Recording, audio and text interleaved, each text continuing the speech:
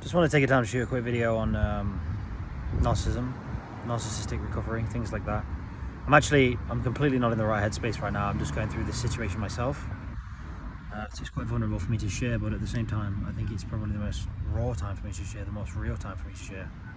You know, this is just a reminder that the way that someone shows up in the world, you know, be it their appearance, be it the way they carry themselves, the way they speak, their voice, you know, it doesn't relate at all to their character. In the end of the day, there are some people who look scary on the outside, you know, big dudes, tons of tattoos, giant shoulders, might look intimidating, and you might go and speak to this person and they might be a big teddy bear and the most loving person you've ever met. They might have the most integrity. By contrast, you can have a sweet girl, very petite, soft voice. I've seen people online recently, people shooting YouTube videos, people speaking about what a beautiful voice this young girl has. She's so sweet. But I can tell you from personal experience that some of these people are not good people. The way that someone shows up on their out presentation doesn't always mean that they've got good character. And it's important to surround yourself with people who are good character. These narcissists, they will trap you. They trap people, especially people who have been victims of narcissistic abuse in the past. But in general, they'll trap people who have certain naiveties, certain things in their life that are lacking, because the narcissist is always presenting themselves as they're chameleon-like, and they can present themselves as what you want, which is why they lure you in. But if you have so many unfulfilled needs from whatever reason, be that from childhood, wounds that still haven't been healed, and you still have certain needs you need met emotionally, be it from practical needs because there's still certain practical needs you aren't meeting of yourself. And the narcissist always presents himself as very certain in the world, and they're very grounded, and despite their flaws, they're very motivated by material things. And yes, it's about status and about the way that it looks on the external. That's why they do it. But at the same time, there is like a certain solidity that a lot of them have to their lives and groundedness, which is like, for someone who has had a lot of trauma, self-doubt, certain lacking in certain areas in terms of abundance, they're going to be drawn to that because it's like a pillar in an uncertain world. The reason that they're like that actually is because of this cognitive bias and this cognitive distortion. In the narcissist mind, they aren't allowed to be vulnerable. They aren't allowing themselves to be vulnerable because deep down they believe themselves to be vulnerable and unworthy, and they've got all these mechanisms in their mind to deeply prevent themselves from feeling into that. And therefore they have all these sort of fail-safe loops that stops them and makes it impossible for them to feel into this stuff, because feeling into this stuff, this unworthiness, this fear of vulnerability would mean annihilation for their ego. So they have all these fail-safe mechanisms in their mind which prevents them from feeling this stuff. And in not feeling it, you're also mentally blocking it out. So it's almost like in their mind, they block out vulnerability, they block out their failures, they block out like alternative options, because they're going to be afraid that they've made the wrong choice in theory, because that would mean weakness. So they have this kind of delusion, they kind of delude themselves into it, right? Which is like in some ways not helpful, but in other ways it is helpful, because we live in a chaotic and times uncertain world, and people who don't have that assurity in their own life are going to look to them as a pillar, as an anchor, because they have this part of themselves that blocks off this uncertainty. It's a coping mechanism to their own trauma, but it's also very functional in many ways in the world, because it allows them to constantly take action on things, not fear that they're making the wrong choice, not doubt themselves, not second guess themselves a lot of the time. And it's very practical and functional. But you need to be aware, there's a lot of things that we can learn from the way that narcissists are wired. As someone who has been more empathic and comes from the other side of the spectrum, I was a scapegoat growing up, so there's a lot of uncertainty, because a lot of people, my parents wouldn't take me seriously growing up, deliberately, because they wanted me to feel small, they wanted me to be unable to achieve my dreams and goals, and so they helped me feel that way. But that's something that takes time to break out of. And even as I've healed, I've noticed in myself, like, I've become way more discerning, way stronger boundaries when it comes to who I interact with. But while there's still unmet needs, if someone, the ideal in your mind person for meeting these needs, if they come into your field, if they come into your reality, like they're still going to draw you in, because like you need those needs met. As a human, like we're always looking to get our needs met. As someone in the spiritual field, I'm a very spiritual person. A lot of us in the spiritual field, we're talking about relinquishing attachment. We're talking about releasing expectation, not being too like caught up in the material world. And that makes a lot of sense, because if you can live detached from these things, you can have that inner happiness regardless, which is very empowering. But at the same time, we are also living through an ego, and there's this constant balance of living through the ego versus living through the spiritual self, the higher self, the soul. And we do need to get our ego needs met as well. If we don't get our ego needs met, they're always going to be looking to get met in underhand ways. They're still going to look to get met. They're just going to look to get met through the shadow. That's the reality. You know, you can't deny those things. There are certain biological drives, there's certain primal drives that we have as humans that kind of override everything else. That's the reality. Fight, flight, freeze.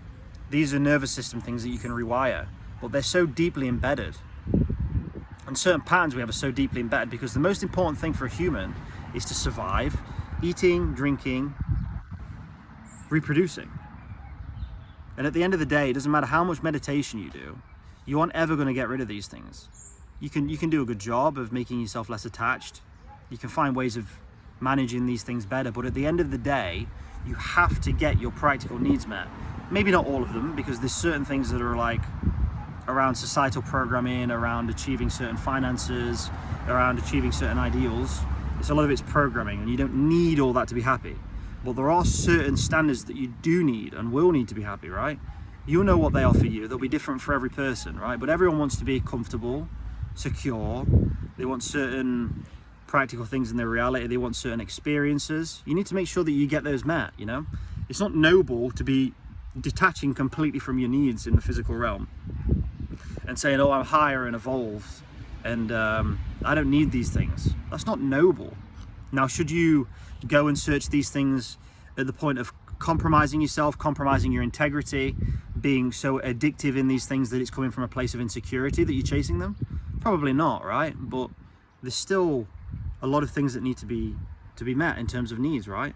You see, there is utility in these insecurities, even though a lot of the most successful people in given fields are driven by insecurity. They really are. The most rich people, the most successful people in a given field, they're driven by insecurity, to prove people wrong, to prove themselves wrong in some way, to prove that they were enough from something that happened in childhood. It goes deep. It goes really deep. So what do you want? Do you want to be a high achiever? Because you don't have to be operating for insecurity to be a high achiever. It's not a foregone conclusion. You can operate from a place of passion.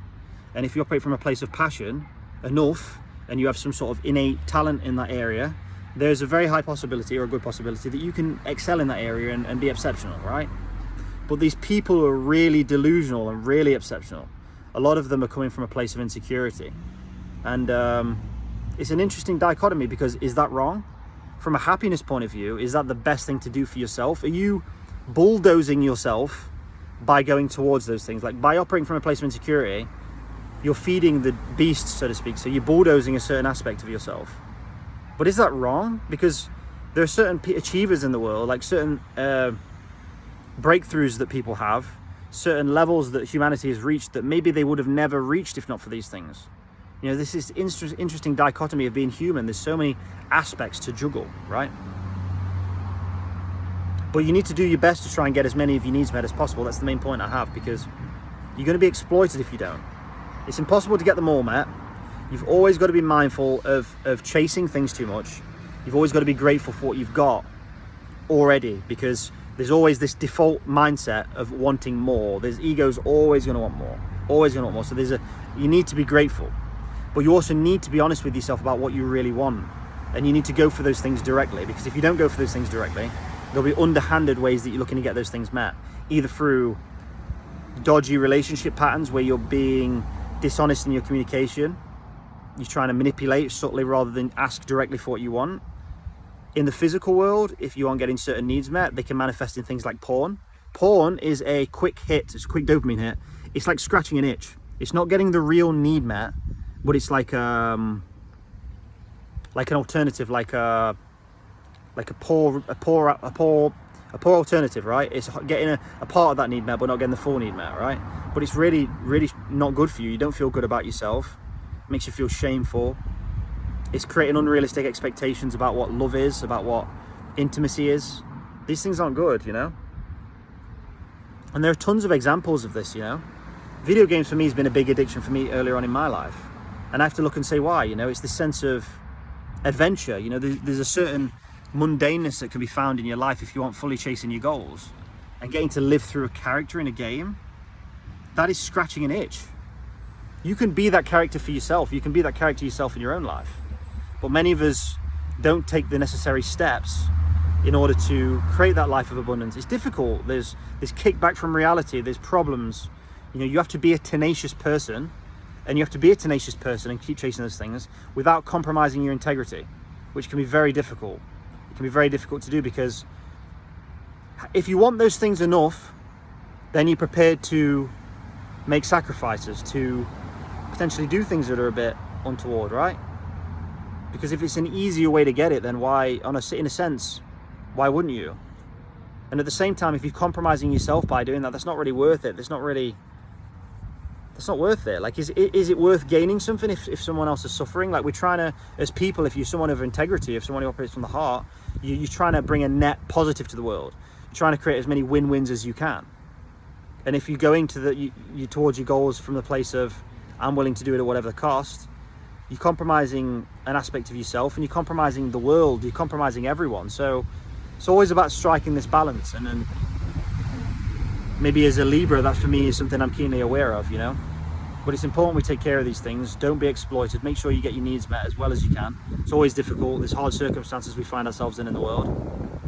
And maybe you're in a situation with family, you're a younger person, you're trapped in a situation financially, you're dependent on someone, and you can't go and create all your goals at the moment.